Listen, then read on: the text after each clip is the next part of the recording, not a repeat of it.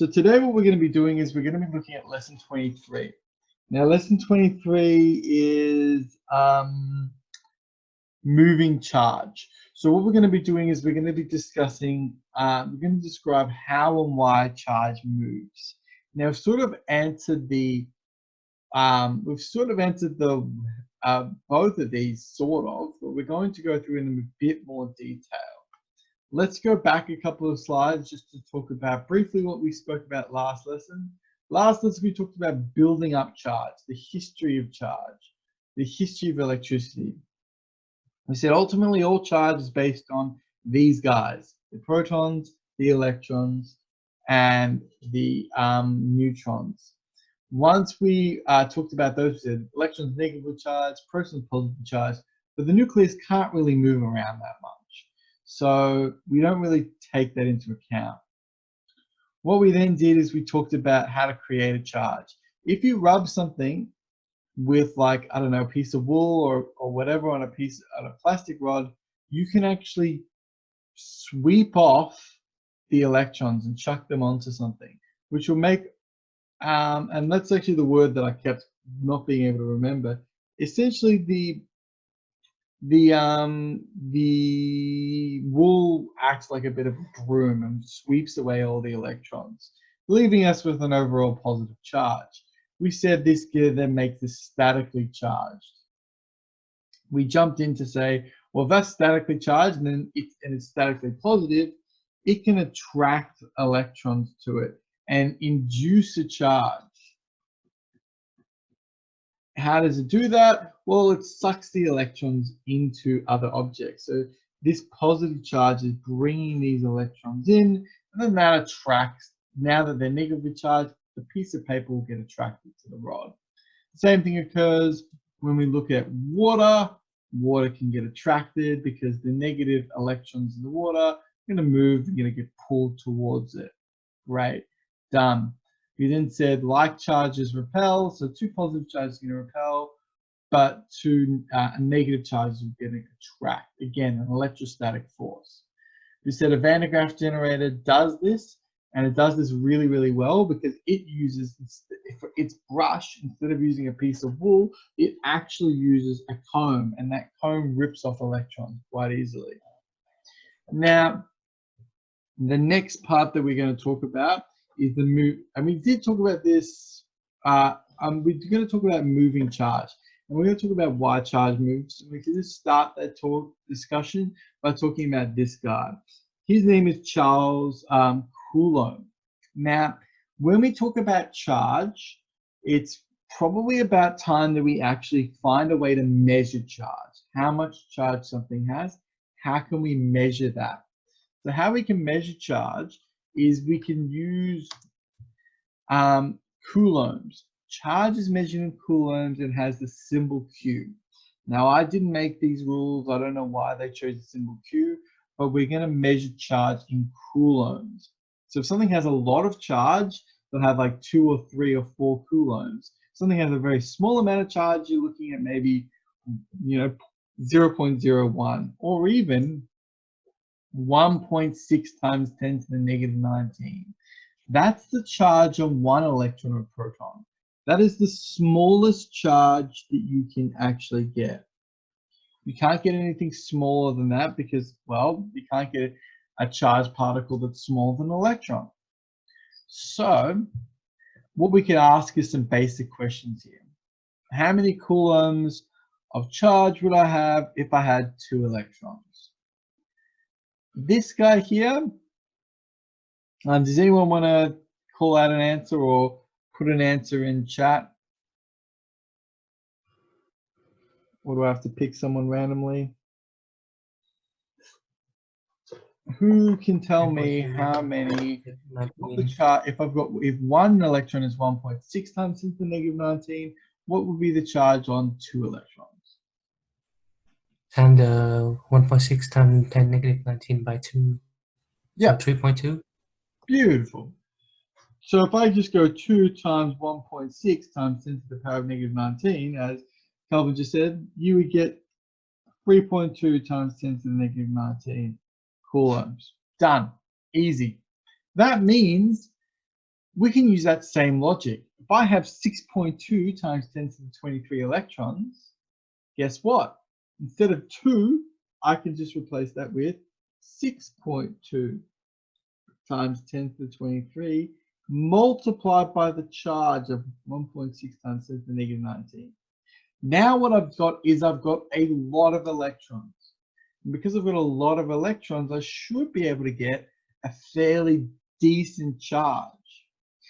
I'm going to multiply this using my handy dandy scientific calculator, but if you are sitting at home, you can do this as well. You can use a, and I'm going to ask someone to back me up here. Can I get someone to tell me what this actually comes out to be? 9.92 times 10 to the power 4. What was that? 9.92 times 10 to the power of 4. Yeah, 9.92 times 10 to the power 4. Yep, sure. Let's write that down. I'm just going to write down.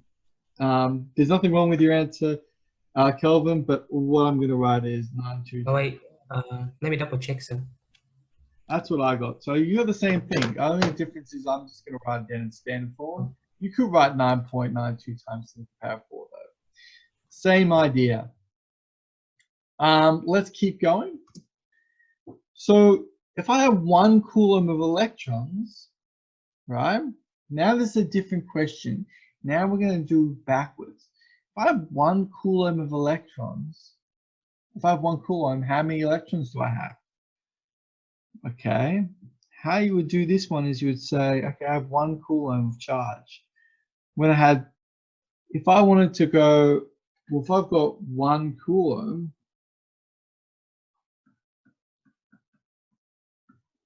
I want to know how many electrons fit. So how many 1.6 times 10 to the negative 19s fit?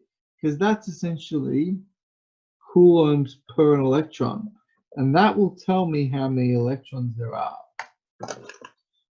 Can I get someone to do this for me? Can I get someone other than, maybe what we'll do, Van, do you want to do this for me? Can you figure out what 1 divided by 1.6 times 10 to the negative 19 is? You can chuck it in chat if you're not confident about yelling it out loud, that's fine.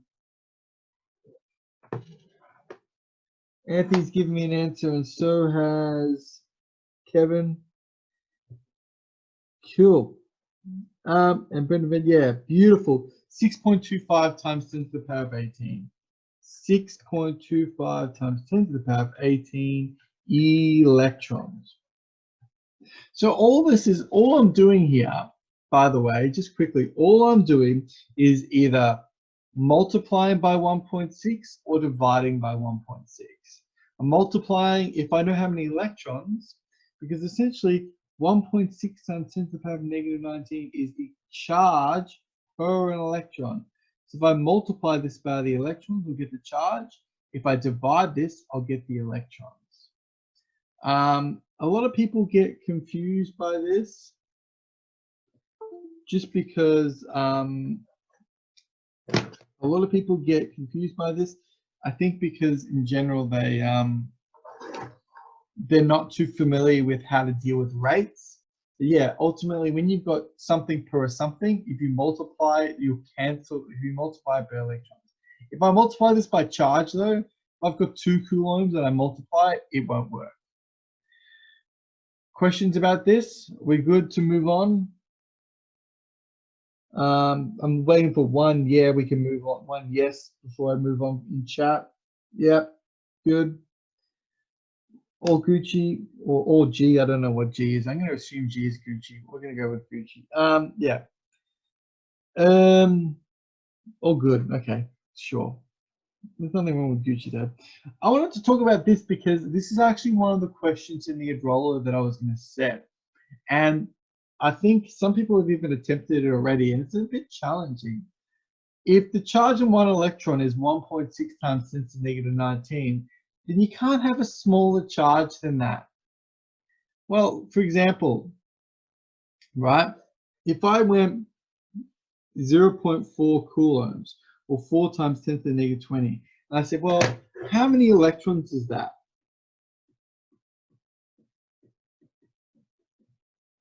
let's do the same thing.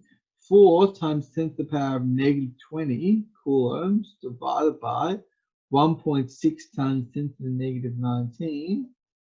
If you do that, right, you will get 0.25, or we know that 0.25 is the same as a quarter. So if I do that, I would get, there we go. There is the charge, 4 times 10 to the -20.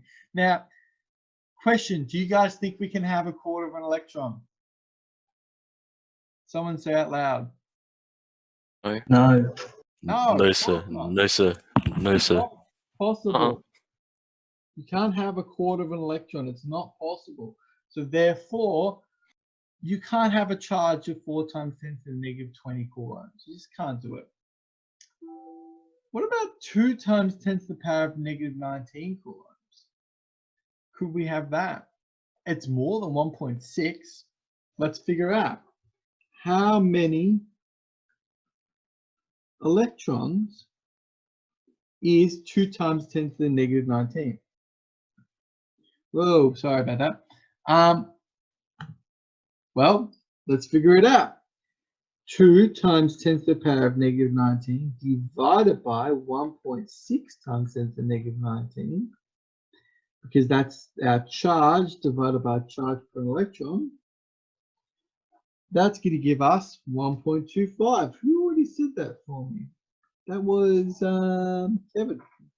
Not even a student. Why didn't you do physics, Kevin? 1.25 electrons. I don't know, sir. I don't know, sir. You would have been fine. Okay, so 1.2 plus it gets marked up like a bunch. Anyway, so 1.25 electrons. Now, do we think that's possible? Yay or nay? Hey. Okay. No. No? Nay. No, not. You're right, Lucius. Don't worry. It's not possible. Because essentially, you can't have 0.25 an electron. You can't have a quarter of an electron. It doesn't make sense. So you can't, this charge is also not possible.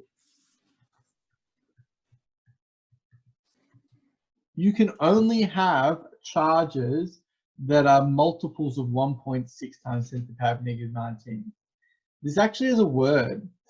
I'm not sure if you know this word, and this is actually an extension, but it doesn't matter. This word is called, this is quantized, which means that it's specific quantities you can have. Now, obviously, if you're dealing with like 24 coulombs, you can't really say, oh, that's not a multiple, the exact multiple, because at that point it starts to get murky. But when you start getting questions that are really this small, that's when you've got to pay attention. If there's any question, are there any questions here, or anyone want me to slow down, or is a bit confused, or otherwise I'm looking for an all G and I'll move on. All G, cool. Yep, thanks. Yep, Kang, let's go. So I talked about this last lesson, electrical conductors. I said that metals are great electrical conductors because they have a lot of charge carriers that can move. So you've got a lot of electrons. You've got this, what we call this in chemistry, which we're not doing chemistry because we're doing physics, we call this in chemistry a sea of delocalized electrons. Yvonne, I know you're doing chemistry, so I know you've probably seen this already. So, worlds collide. I know some of the other of you are doing chemistry, so you may have seen that before. But because these electrons are delocalized, they can move, which means they can move wherever they want. We can conduct electricity. They're really good conductors, but that means they can't hold a static charge, right? That's one of the other key things here. They're good conductors, can't hold static charge. Because what happens is the second they get a static charge, the electrons will move around and they'll pass it to something else. And that's why it's really good to have a piece of metal that touches something that, what we use the word and then goes towards ground. That's why we use the word ground, because the metal actually takes the static charge away. One interesting thing is if you actually look at the back of a car, sometimes you will see at the very back of the car, you'll see a small piece of a metal. That small piece of metal is actually a grounding piece of metal, and it's designed to stop a car from building up too much charge. Obviously, as well, you want to make sure that you're grounded whenever you're dealing with something flammable, because you don't want to deal with any issues with sparks. And yeah, that's realistically why metals are used. So they can't, well, in that way, is they can't hold the charge. And you don't really want to charge when you're dealing with most things in everyday life. Insulators, the opposite. Insulators, of course, are really good at holding a static charge, but they're really bad at conducting. That's because they're really bad at conducting electricity. You can attach these up to a 10-volt wire and they won't do anything. Some insulators, air is a great insulator. That's why it's like, oh no, it's like if a wire gets broken, you don't have to worry that you'll get electrocuted if you like standing 10 meters away, because ultimately air is a really good insulator. If a wire gets broken and it's in water though, then you're in trouble, because water is a good conductor. Other bad conductors are wood, plastic, glass, skin. These are all good insulators, which means they're bad conductors, and they will hold a static charge. Pure water is technically an insulator, but as I said, if you wash your hands in water, if it's 100% pure water, you have salt on your skin in the form of sweat, in the form of your body excretes salt. So the second you touch something, it will automatically get contaminated and it will turn into a salt solution, which can then, that's then going to become a good conductor. So the idea now is the last thing I wanted to talk to you guys about this is I want to talk to you guys about a Leyden jar. I always like talking about these. Leyden jar was discovered in 1746. I guess this is a bit more about the history.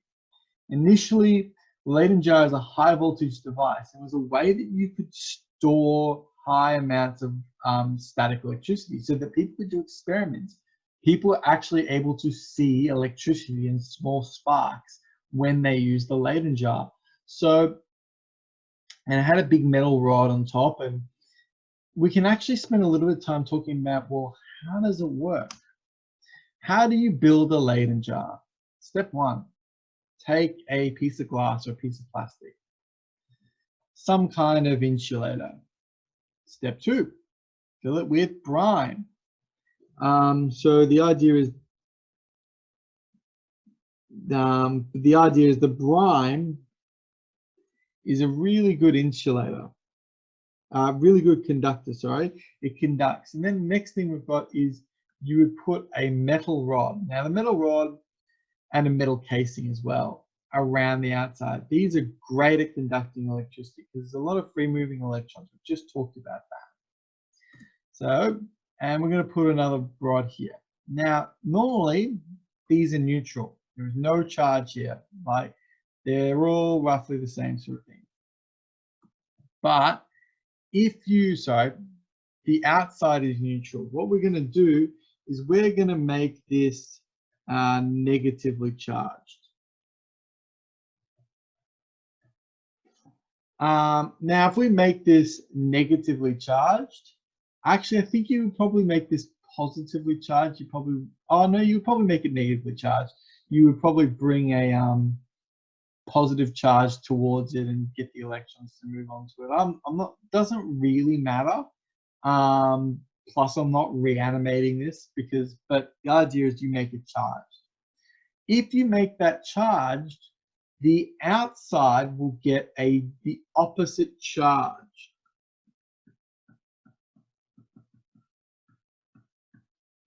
The opposite charge. And the reason it's going to get the opposite charge is because this is connected to the ground. So what will happen is, as you build up electrons, the electrons will be pushed off, away from that charge. And as the electrons get pushed off, it's going to get its own charge. So now what I've got is got a big negative rod, and I got a lot of positive on the outside. That means the rod will push away the negative electrons in the outer metal. Now what's interesting here is if you build up enough charge, you can get the electrons to jump from the top of the ball to the other ball, from the negative corona to the positive sphere. We would refer to that as a discharge or a movement of charge. And that discharge, that movement of charge, that's what we're going to be really focusing on. That's what is essentially, remember, that's what electricity is. Electricity is moving charge.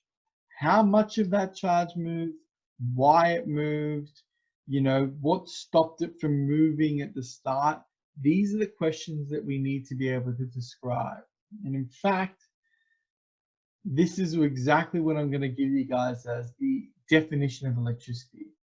Electricity is the process in which the charged particle, now we're going to usually talk about electrons here, because protons are not moving that much.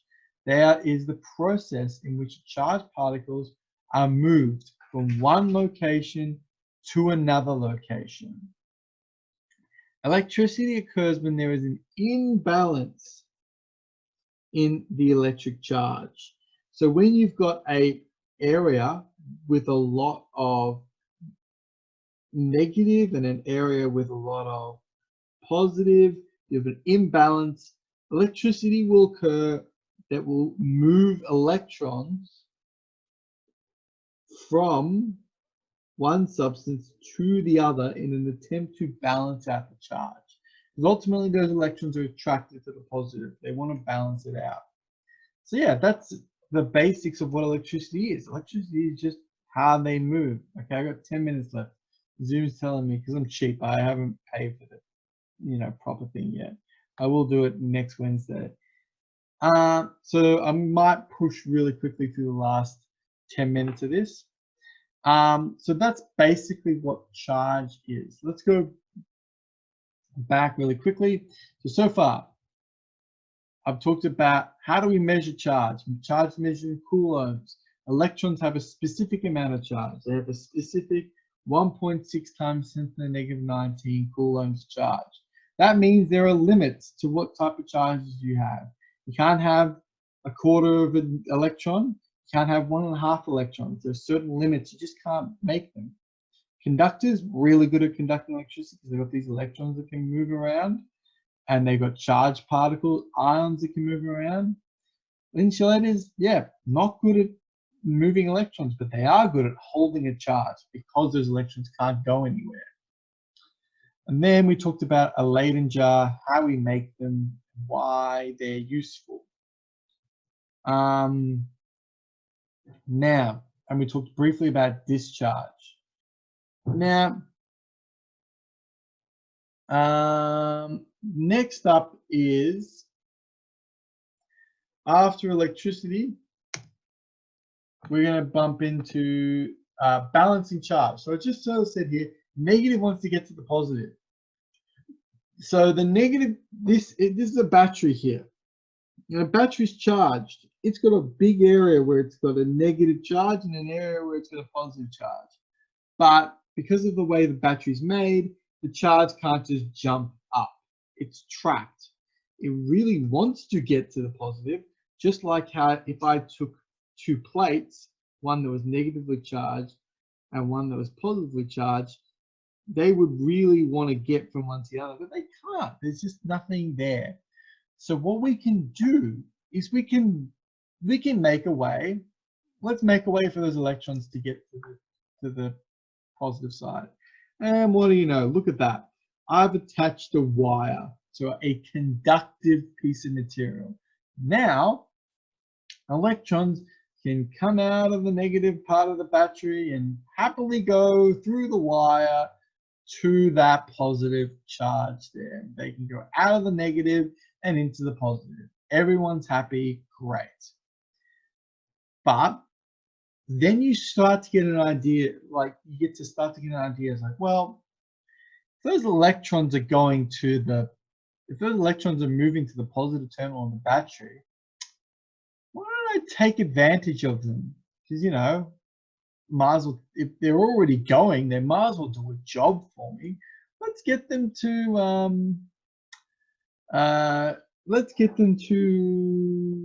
have a look here. It just said there, Ro Chung raised his hand. Are you confused, Ro? You good? All right.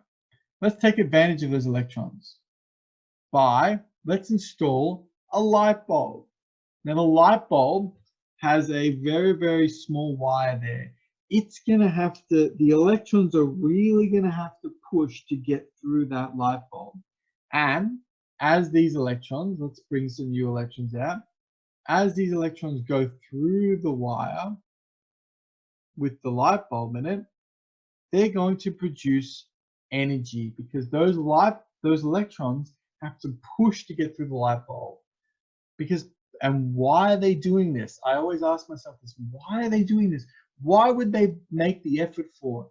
I'm too lazy to get up and get out of bed. Why would they want to go through the light bulb? That just sounds like a whole lot of effort. The reason they do that is because they want to get to that positive end. They want to get there. They want to go from the negative to the positive. If that means they have to, you know, push through a light bulb, they will. They will push through that light bulb and make light. What if I do this? This now over here is called a switch. Now, if I'm an electron sitting down here, I still want to get to that positive end, but now I don't have a way to get there. If I don't have a way to get there, there is no way that I'm going to make the effort to go through that light bulb.